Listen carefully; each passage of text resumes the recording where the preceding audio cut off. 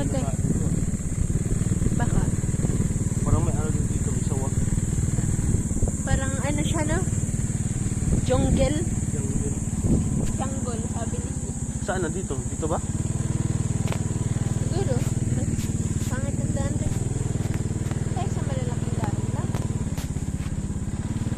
Meron daw farm dito eh. Ewan ko lang kung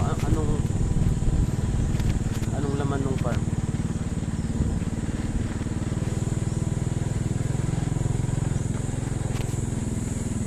Tayo sana mag-picture, nakakatakot lang. Pakabatin tayo. Huwag na. Doon na tayo sa ano.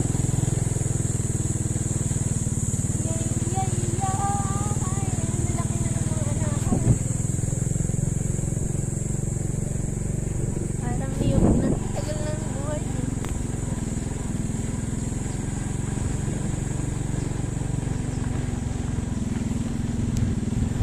Ang lamig dito, no?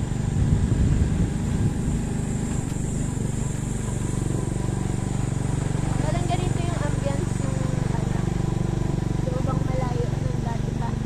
Dati pa. Oo, ganyan. Ang lamig masyado. Ang lamig, di ba? Hmm. Parang malapit sa ilog. Kaya mo siguro nagsabi malapit sa ilog. Kasi yung ambience niya.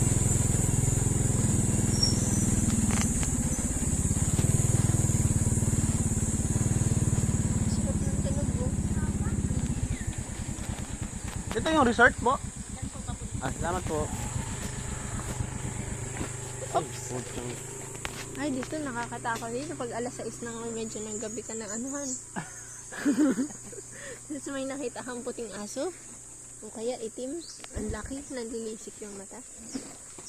Kwento yan ni J-Lord eh. Dito? Hindi. Sa Malbog. Meron daw? Ayun, sabi niya. Daming gunin nun sa buhay eh. Matatakot yung laki. Ito na. Totoo naman kasi.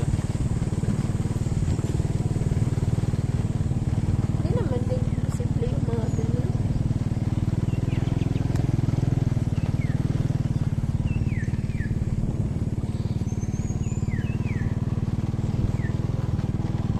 Nanay! Baboy yun, no? Lawak.